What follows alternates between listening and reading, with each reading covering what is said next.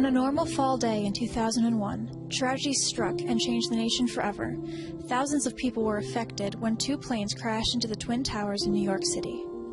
It was a major wake-up call for the security of the nation and the possible actions that the terrorists may pursue. The attacks on 9/11 were a true test of courage, faith, and strength. Was with Mrs. Butler, and we had a combined class, and we were taking them on a field trip. And she kept saying that she felt there was something wrong that day. She just had a feeling of dread. I told her she was crazy, and we got on the bus. We went down to the Historical Society. Everything was fine. When we came out and got onto the bus, the newscast was on the bus, and at that point, the towers were both down, and the plane had just crashed in Pittsburgh, near Pittsburgh.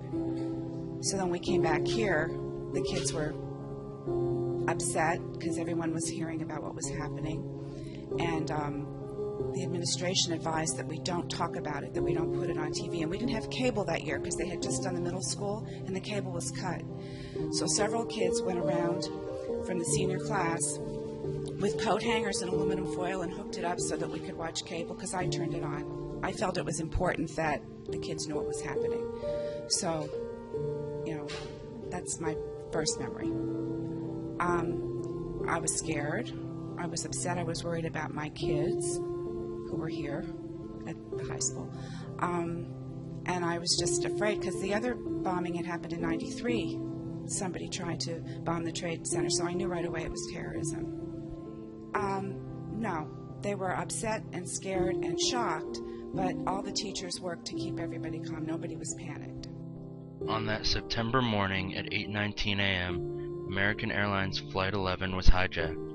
Less than half an hour later, at 8:46 a.m., Mohammed Atta and the other hijackers crashed the plane into the floors of the North Tower of the World Trade Center. Within seconds, NYPD and FDNY forces were sent into the building while it began to evacuate. A few minutes later, at 8:50 a.m., the White House Chief of Staff, Andrew Card, alerted President Bush of the plane crash while he was visiting an elementary school in Sarasota, Florida. At 9:03 a.m., after originally telling the tenants of the World Trade Center's second tower to remain in the building, they were ordered to evacuate the towers. 10,000 to 14,000 people were already evacuating when this broadcast was made. A minute later, at 9:04 a.m., hijackers crashed United Airlines Flight 175 into the South Tower, killing hundreds inside the building and everyone aboard the plane.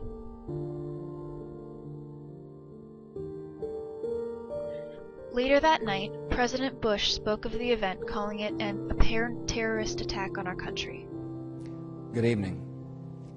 Today, our fellow citizens, our way of life, our very freedom came under attack in a series of deliberate and deadly terrorist acts. The victims were in airplanes or in their offices, secretaries, businessmen and women, military and federal workers, moms and dads, friends and neighbors. Thousands of lives were suddenly ended by evil, despicable acts of terror.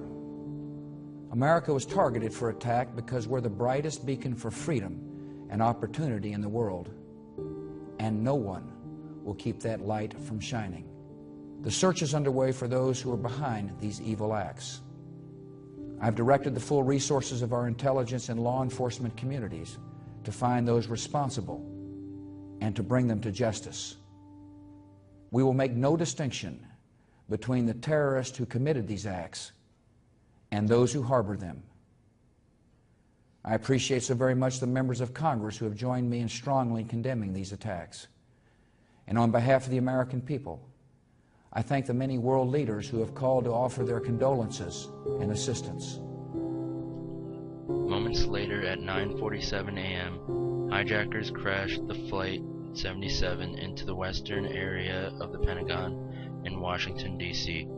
59 people aboard the plane and 125 personnel and civilians were killed. For the first time in history, the FAA grounded all flights over or coming to the United States in order to avoid any more attacks. At 9:59 a.m., less than an hour after the plane crash, the South Tower of the World Trade Center collapses. When the first tower was hit, it was more of confusion. It wasn't fear. It was just like, what's going on? How could a commercial plane fly in? And we didn't have any explanation, and I just chalked it up to air. I didn't think it was an attack of any kind. So there wasn't fear, there wasn't any panic. It was more like, wow, you know, strange things happen, and just kind of keep going on. Well, when the second tower was hit by the plane, the second plane, then the pieces started to come together that something was planned. And then when the second tower fell, you know, then we started to realize more of the scope of the problem of September 11th. And that's when you felt terrible for the people inside, and you realized that there was going to be more to come. And we didn't know what was going to come on September 12th. Or even later that day, September 11th. So that's when fear and not so much panic in upstate New York. My wife was actually working for the state of New York at the time, and they closed all government buildings in the entire state of New York. So from mayor's buildings in small towns all the way through, everything was closed up in New York. That same morning, Flight 77 was making its way towards its destination when it was hijacked. Passengers aboard the plane had contacted family members and learned of the other attacks. The passengers attempted to retake the plane, and the hijackers crashed the plane into a field in Somerset County, Pennsylvania, killing all 40 passengers and crew.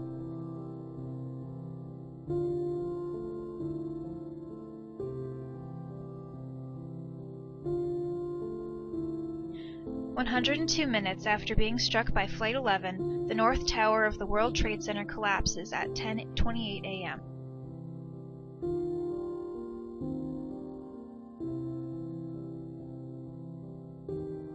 At 5:20 that evening, the entire World Trade Center collapsed after burning all day.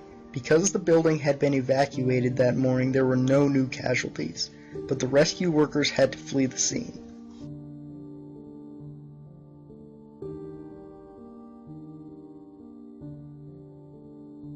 That night, at 8:30 p.m., President Bush addresses the nation. He calls the attacks evil and declares America and allies would stand together to win the war against terrorism. The pictures of airplanes flying into buildings, fires burning, huge structures collapsing, have filled us with disbelief, terrible sadness, and a quiet, unyielding anger. These acts of mass murder were intended to frighten our nation into chaos and retreat. But they have failed. Our country is strong. A great people has been moved to defend a great nation. Terrorist attacks can shake the foundations of our biggest buildings, but they cannot touch the foundation of America. These acts shatter steel, but they cannot dent the steel of American resolve. I was 5 years old. I remember being in kindergarten, and it was just a normal day, but then I remember that my teacher started kind of freaking out a little bit, and I remember she turned on the TV to watch, and I wasn't really sure what was happening, but then we went home. Well, my family was naturally upset with it. All of America was pretty upset with it, and like my personal life, it didn't affect me a whole lot because I didn't have any relatives in the Twin Towers when it happened, but it affected me in the way that everyone in America was affected, and everyone's still recovering today.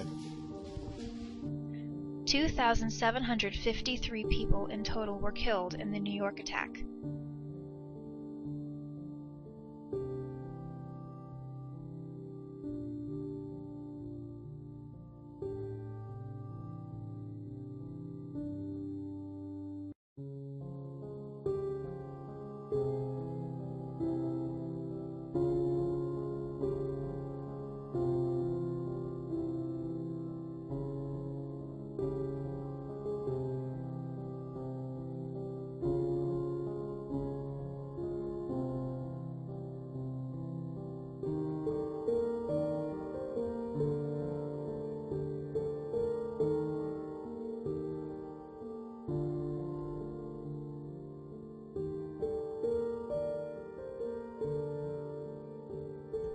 Eventually, hope was restored within New York after the 9/11 Memorial was built on September 12, 2011, as a tribute of remembrance to those killed in the attacks on 9/11 at the World Trade Center site near Shanksville, PA, and at the Pentagon.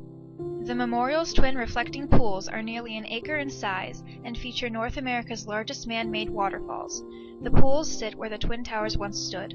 The names of every person who died in the attacks are inscribed into bronze panels lining the memorial pools. The memory of 9/11 is forever embedded in our memories, but through it we have gained a new appreciation of our freedom and showed the strength of our nation.